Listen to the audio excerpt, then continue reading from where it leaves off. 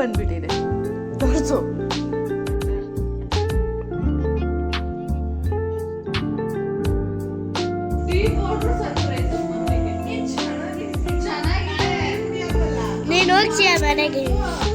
ಚಿರು ಬಾಯ್. ನೀನು ಬರಲ್ವಾ ದಕ್ಷ? ದಾನ್ವಿ ಬಾಯ್. ಹಲೋ, ನಮಸ್ತೆ, ವೆಲ್ಕಮ್ ಟು ಮೈ ಚಾನಲ್. ಎಲ್ಲರೂ ಹೇಗಿದ್ದೀರಾ? ಎಲ್ಲ ಸೂಪರ್ ಅನ್ಕೋತೀನಿ. ಯಾರೆಲ್ಲ ಫಸ್ಟ್ ಟೈಮ್ ನಾನು ವಿಡಿಯೋ ನೋಡ್ತಾ ಇದ್ದೀರಾ ದಯವಿಟ್ಟು ಸಬ್ಸ್ಕ್ರೈಬ್ ಮಾಡಿ, ಪ್ಲೀಸ್ ಒಂದು ಲೈಕ್ ಮಾಡೋದನ್ನ ಮರಿಬೇಡಿ. ಫ್ಲಿಪ್ಕಾರ್ಟಿಂದ ಒಂದು ಆಯಿಲ್ ಬಾಟಲ್ನ ಬುಕ್ ಮಾಡಿದೆ. ಒಂದಲ್ಲ 2 ಬಂದಿತ್ತು. 2 ಆಯಿಲ್ ಎಣ್ಣೆದು, ಆಮೇಲೆ 2 ಬಾಕ್ಸ್ ಥರ ಅದು ಗ್ಲಾಸಿಂದ ಎಲ್ಲನೂ ಬುಕ್ ಮಾಡಿದ್ದೆ. ಆಮೇಲೆ ಅದನ್ನು ವಾಶ್ ಮಾಡೋದು ಸಹ ಬಂದಿತ್ತು. ಇದನ್ನು ಪಾರ್ಸೆಲ್ನ ಓಪನ್ ಮಾಡ್ತಾ ಇದ್ದೆ. ಇದು ಪರವಾಗಿಲ್ಲ, ವರ್ತ್ ಅನ್ನಿಸ್ತು. ಸ್ಟೀಲ್ದಿತ್ತು ಎಣ್ಣೆದು, ಹಾಗಾಗಿ ಗ್ಲಾಸ್ದು ಬುಕ್ ಮಾಡೋಣ ಅಂತಂದ್ಬಿಟ್ಟು. ನಾನು ಅಡುಗೆಗೆ ಯೂಸ್ ಮಾಡೋದು ಕುಪ್ರಿ ಮತ್ತು ಶೇಂಗಾನ ಮಿಕ್ಸ್ ಮಾಡಿ ಗಾಣ ಆಡಿಸ್ಕೊಂಡು ಬರ್ತೀವಿ, ಆ ಎಣ್ಣೆನ ಯೂಸ್ ಮಾಡೋದು. ಹಾಗಾಗಿ ಗ್ಲಾಸಲ್ಲಿ ಇಡೋಣ, ಸ್ಟೀಲ್ ಬೇಡ ಅಂತಂದ್ಬಿಟ್ಟು ಗ್ಲಾಸ್ದು ಬುಕ್ ಮಾಡಿದ್ದೆ. ಒಂದು ಎಣ್ಣೆ ಏನಾದರೂ ಕರೆದಾಗ, ಹಪ್ಳನೋ ಬಜ್ಜಿನೋ ಏನಾದರೂ ಕರೆದಾಗ ಅದನ್ನು ಮತ್ತೆ ಸಪ್ರೇಟಾಗಿ ಎತ್ತಿಟ್ಕೊಳ್ಬೇಕಾಗತ್ತೆ. ಅದಕ್ಕೆ ಒಂದು ಕರೆದಿರೋ ಎಣ್ಣೆ ಹಾಕೊಳ್ಳೋದಕ್ಕೆ, ಒಂದು ನಾರ್ಮಲ್ ಯೂಸ್ ಮಾಡೋದಕ್ಕೆ ಅಂತ ಅಂದ್ಬಿಟ್ಟು 2 ಇರಲಿ ಅಂತ ಬುಕ್ ಮಾಡಿದೆ. ಆಮೇಲೆ ಇದು 2 ಕೊಟ್ಟಿದ್ದರು. ಇದಕ್ಕೇನಾದರೂ ಇದು ಸಹ ಗ್ಲಾಸಿಂದ ಏನಾದರೂ ಹಾಕ್ಕೊಳ್ಬೋದು, ಸಾಸಿವೆ ಜೀರಿಗೆ ಆ ಥರ ಹಾಕ್ಕೊಳ್ಬೋದು, ಇಲ್ಲ ಉಪ್ಪು ಹಾಕ್ಕೊಳ್ಬೋದು, ಪೆಪ್ಪರ್ ಪೌಡ್ರು ಏನಾದರೂ. ಆಮೇಲೆ ಇದನ್ನು ಒಂದು ಕೊಟ್ಟಿದ್ರು, ಎಣ್ಣೆನ ಅದರೊಳಗೆ ಹಾಕೋದಕ್ಕೆ ಅಂತ ಅಂದ್ಬಿಟ್ಟು. ಆಮೇಲೆ ವಾಶ್ ಮಾಡೋದು ಕೊಟ್ಟಿದ್ರು. ಅದನ್ನು ಬಾಟ್ಲೊಳಗೆ ತೋರಿಸಿದ್ರೆ ಅದು ಹೋಗಲೇ ಇಲ್ಲ, ಅಂದರೆ ಹೊಸದು ಅಂತ ಹೋಗಿಲ್ವೇನೋ ಗೊತ್ತಿಲ್ಲ, ಆಗಲೇ ಇಲ್ಲ. ನಾನು ತುಂಬ ಟ್ರೈ ಮಾಡಿದೆ. ಆಮೇಲೆ ಫುಲ್ ಅಲ್ಲಿ ಸ್ಟ್ರಕ್ ಆದಂಗೆ ಆಗಿಬಿಡ್ತು, ಅದಕ್ಕೆ ವಾಪಸ್ ತೆಗೆದುಬಿಟ್ಟೆ. ಬೇಸಿಗೆ ಕಾಲದಲ್ಲಿ ಸೀಸನ್ ಫ್ರೂಟ್ ಅಂದರೆ ಮಾವಿನ ಹಣ್ಣು, ಕಲ್ಲಂಗಡಿ ಹಣ್ಣು, ಆಮೇಲೆ ಕರ್ಬೂಜನೂ ಹೌದು. ಆದರೆ ಮಾವಿನ ಹಣ್ಣು ಅಂದರೆ ಎಲ್ಲರಿಗೂ ಬಾಯಲ್ಲಿ ನೀರು ಬರ್ತಾ ಇರುತ್ತೆ. ಹಾಗೆ ನೈಟು ಮಾವಿನಕಾಯಿ ಚಿತ್ರಾನ್ನ ಮಾಡೋಣ ಅಂತ ಮಾಡ್ತಾಯಿದ್ದೆ. ನನ್ನ ಫ್ರೆಂಡ್ ಒಬ್ಬರು ಮಾವಿನಕಾಯಿ ಕೊಟ್ಟಿದ್ದರು. ಇದು ಗಿಣಿ ಮಾವಿನ ಹಣ್ಣು ಅಂತ ನಾವಂತೀವಿ, ಕೆಲವರು ತೋತಾಪುರಿ ಅಂತಾರೆ, ಒಬ್ಬೊಬ್ಬರು ಒಂದೊಂದು ಕಡೆ ಒಂದೊಂದು ಹೇಳ್ತಾರೆ. ಅದ್ರದ್ದು ಚಿತ್ರಾನ್ನ ಮಾಡೋಣ ಅಂತ ತುರಿತಾ ಇದ್ದೆ. ದಾನ್ವಿ ಬಂದು ಅಮ್ಮ ತಿನ್ನೋ ಕೊಡು ಅಂತ ಕೇಳ್ತಾಯಿದ್ಲು. ಇದ್ದಿದ್ದೇ 2 ಚಿತ್ರಾನ್ನ. ತುಂಬ ದಿನ ಆದಮೇಲೆ ಮಾವಿನಕಾಯಿ ಸಿಕ್ತಲ್ಲ, ಚಿತ್ರಾನ್ನ ಮಾಡೋಣ ಅಂತ ಅಂದ್ಬಿಟ್ಟು. ನನ್ನ ಹಸ್ಬೆಂಡ್ಗೆ ಚಿತ್ರಾನ್ನ ಅಂದರೆ ಫೇವ್ರೇಟು. ಆಲ್ಮೋಸ್ಟ್ ಎಲ್ರಿಗೂ ಚಿತ್ರಾನ್ನ ಅಂದರೆ ಕೆಲವ್ರಿಗೆ ಇಷ್ಟ ಆಗುತ್ತೆ. ಯಾರ್ಯಾರು ಚಿತ್ರಾನ್ನ ಪ್ರಿಯರಿದ್ದೀರ ಕಾಮೆಂಟ್ ಮಾಡಿ. ಅವರು ಚಿತ್ರಾನ್ನ ಇಷ್ಟ ಅಂತ ಅಂದ್ಬಿಟ್ಟು ಮಾವಿನಕಾಯಿ ಚಿತ್ರಾನ್ನ ಮಾಡೋಣ ಅಂತ ಅಂದ್ಬಿಟ್ಟು ಮಾವಿನಕಾಯಿ ತುರಿತಾ ಇದ್ದೆ. ನಾನು ಹೇಗೆ ಚಿತ್ರಾನ್ನ ಮಾಡ್ತೀನಿ ನಿಮ್ಮೊಟ್ಟಿಗೆ ಶೇರ್ ಮಾಡ್ಕೋತೀನಿ. ಮೊದಲಿಗೆ ಒಂದು ಬಾಂಡಿಗೆ ಸ್ವಲ್ಪ ಎಣ್ಣೆ ಬಿಟ್ಟು, ಸಾಸಿವೆ, ಜೀರಿಗೆ, ಹಿಂಗು, ಕರ್ಬೇವಿನ ಸೊಪ್ಪು ಇದನ್ನೆಲ್ಲ ಹಾಕಿ, ಆಮೇಲೆ ಕಡಲೆಬೇಳೆ, ಕಡಲೆ ಬೀಜ ಇದನ್ನು ಹಾಕಿದ್ದೆ. ಮದುವೆ ಮನೆಗಳಲ್ಲಿ ತಿನ್ನೋ ಥರನೇ ಟೇಸ್ಟ್ ಬರುತ್ತೆ, ತುಂಬ ಚೆನ್ನಾಗಿರುತ್ತೆ ಮತ್ತು ನಂಗೆ ತುಂಬ ಇಷ್ಟ ಆಗುತ್ತೆ. ನನಗೆ ಚಿತ್ರಾನ್ನ ಅಂದರೆ ಅಷ್ಟು ಇಷ್ಟ ಇಲ್ಲ, ಬಟ್ ಮಾವಿನಕಾಯಿ ಚಿತ್ರಾನ್ನ ಅಂದರೆ ಸ್ವಲ್ಪ ಇಷ್ಟನೇ ಆಗುತ್ತೆ. ಕಡಲೆಬೇಳೆ, ಕಡಲೆ ಬೀಜ ಹಾಕಿ ಸ್ವಲ್ಪ ಫ್ರೈ ಆದಮೇಲೆ ಶುಂಠಿನೂ ತುರಿದಿಟ್ಕೊಂಡಿದ್ದೆ.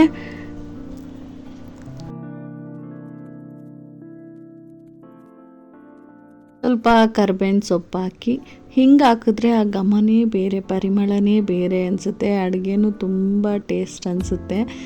ಸ್ವಲ್ಪ ಶುಂಠಿ ತುರಿದಿಟ್ಕೊಂಡಿದ್ದನ್ನ ಹಾಕಿದೆ. ಎಣ್ಣೆ ಚೆನ್ನಾಗಿ ಆದಮೇಲೆ ಇದೆಲ್ಲ ಹಾಕಿದ್ರೆ ಆ ಪರಿಮಳ ಘಮ್ ಅಂತ ಇರುತ್ತೆ.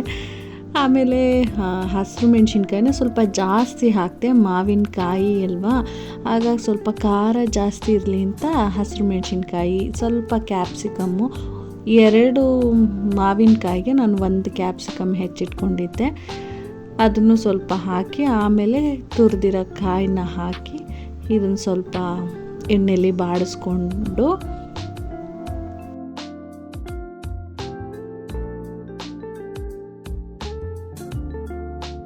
ಆಮೇಲೆ ಕೊತ್ತಂಬರಿ ಕಟ್ ಮಾಡಿಟ್ಟಿದ್ದಂಥ ಕೊತ್ತಂಬರಿನೂ ಹಾಕ್ಕೊಂಡು ಇದನ್ನು ಸ್ವಲ್ಪ ಹಸಿ ವಾಸನೆ ಹೋಗೋ ತನಕ ಫ್ರೈ ಮಾಡ್ಕೊಂಡ್ಮೇಲೆ ತುರಿದಿದ್ದಂಥ ಮಾವಿನಕಾಯಿನ ಹಾಕಿದೆ. ಇದನ್ನು ಸ್ವಲ್ಪ ಹೊತ್ತು, ಈರುಳ್ಳಿಯನ್ನು ಯೂಸ್ ಮಾಡಿಲ್ಲ, ಇಷ್ಟೇ.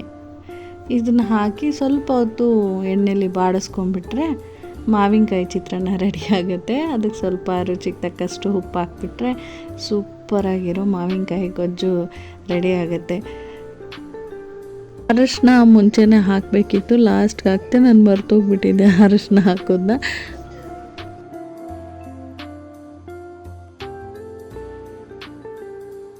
ಗೊಜ್ಜು ರೆಡಿ ಆಯಿತು. ಈ ಕಡೆ ಅನ್ನನೂ ರೆಡಿಯಾಗಿದೆ. ಮಿಕ್ಸ್ ಮಾಡಿದ್ರೆ ಮಾವಿನಕಾಯಿ ಚಿತ್ರಾನ್ನ ರೆಡಿ.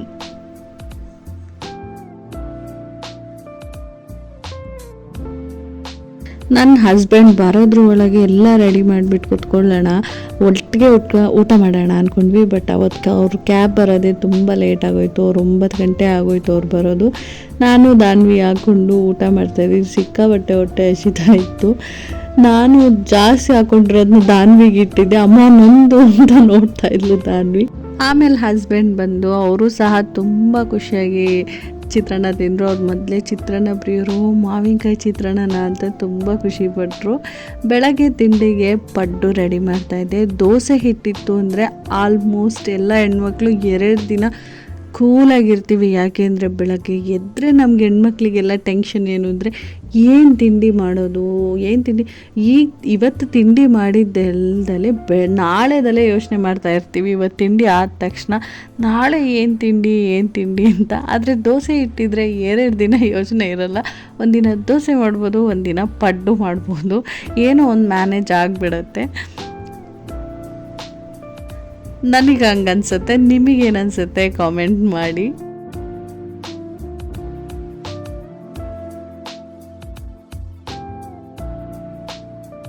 ಇನ್ನು ಹಸ್ಬೆಂಡ್ಗೆ ರಜಾ ಇತ್ತು, ಅವರು ವರ್ಕ್ ಫ್ರಮ್ ಹೋಮ್ ಹಾಕಿರೋದ್ರಿಂದ ಬೆಳಗ್ಗೆ ಎದ್ದು ತಿಂಡಿ ತಿಂತಾಯಿದ್ರು. ದಕ್ಷ 10:15 ಎದ್ದು ಬಂದಿದ್ದಾನೆ. ಎದ್ದು ಬಂದ ತಕ್ಷಣ ಕೋಪ ಮಾಡ್ಕೊಂಡಿದ್ದ ದಕ್ಷ. ದಕ್ಷ ನಮ್ಮ ದಕ್ಷಂಗೆ ಇಲ್ಲಿ ಕೊಂಬಂದ್ಬಿಟ್ಟಿದೆ, ತೋರಿಸು. ತಿಂಡಿ ತಿನ್ನೋಕ್ಕೆ ಸಿಟ್ಟು ಮಾಡ್ಕೊಂಡಿದ್ದಾನೆ, ಮುನ್ಸ್ಕೊಂಡಿದ್ದಾನೆ. ಯಾಕೆ ದಕ್ಷ?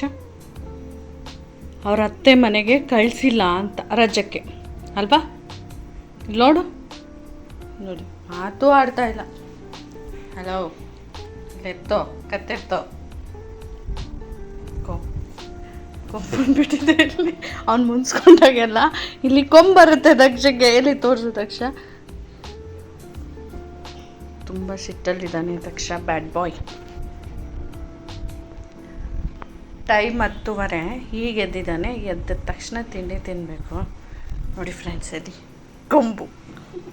ಕೋಪ ಬಂದಾಗೆಲ್ಲ ಅವನಿಗೆ ಬೇಸಿಗೆ ರಜದಲ್ಲಿ ನೀನು ಎಲ್ಲೂ ಕಳಿಸಿಲ್ಲ ಅಪ್ಪ ಅಂತ ಅಂದ್ಬಿಟ್ಟು ದಕ್ಷ ಬೇಜಾರು ಮಾಡಿಕೊಂಡು ಸಿಟ್ಟು ಮಾಡಿಕೊಂಡು ಹಾಗೆ ಮುನಿಸ್ಕೊಂಡು ಕೂತಿದ್ದ. ಅವನಿಗೆ ನಾನು ತಮಾಷೆ ಮಾಡ್ತಾ ಇದ್ದೆ. ದಾನ್ವಿ ನಮ್ಮ ಅಕ್ಕನ ಮನೆಗೆ ಹೋಗ್ತೀನಿ ಅಂದ್ಲು. ಹಾಗಾಗಿ ನಾವು ಅವಳನ್ನ ಬಿಟ್ಬಿಟ್ಟು ಬರೋಣ ಅಂತ ಅಂದ್ಬಿಟ್ಟು, ಬೇಸಿಗೆ ರಜಾ ಅಂತಂದರೆ ನಾವೆಲ್ಲ ಅವಾಗ ಅಜ್ಜಿ ಮನೆಗೆ ಓಡೋಗ್ತಾ ಇದ್ವಿ. ಇವಾಗ ಮಕ್ಕಳೇ ಹೋಗೋದಕ್ಕೆ ಇಷ್ಟಪಡಲ್ಲ, ಅಮ್ಮ ಬೇಜಾರಾಗುತ್ತೆ ಅಲ್ಲಿ ಅಂತ ಅಂತಿರ್ತಾರೆ. ಇನ್ನು ನಾವು ರೋಡಲ್ಲಿ ಹೋಗಬೇಕಾದ್ರೆ, ಅಕ್ಕನ ಮನೆಗೆ ಹೋಗ್ಬೇಕಾದ್ರೆ ಊರ ಜಾತ್ರೆ ನಡೀತಾ ಇತ್ತು. ಫುಲ್ಲು ಲೈಟಿಂಗ್ಸ್ ಹಾಕಿದ್ರು ಅಲ್ಲಿ. ಅಕ್ಕನ ಮನೆಗೆ ಹೋಗಿ ದಾನ್ವಿನ ಬಿಟ್ಬಿಟ್ಟು ಬರೋಣ ಅಂತ ದಕ್ಷ ಅವ್ರ ಅತ್ತೆ ಮನೆಗೆ ಹೋಗೋಕ್ಕೆ ರೆಡಿ ಆಗಿದ್ದ. ಅವ್ರ ಅತ್ತೆ ನಾವು ಧರ್ಮಸ್ಥಳ ಹೊರಟಿದ್ದೀವಿ, ಕರ್ಕೊಂಡು ಹೋಗ್ತೀವಿ ಅಂದರು. ಅದಕ್ಕೆ ಅವರಪ್ಪ ಇಲ್ಲ ಪರವಾಗಿಲ್ಲ, ಬಂದಮೇಲೆ ಕಳಿಸ್ತೀನಿ ಅಂತ ಅಂದರು. ಹಾಗಾಗಿ ದಾನ್ವಿನ ಬಿಟ್ಬಿಟ್ಟು ಬರೋಣ ಅಂತ ಅಂದ್ಬಿಟ್ಟು ಅಕ್ಕನ ಮನೆಗೆ ಹೋಗಿದ್ವಿ.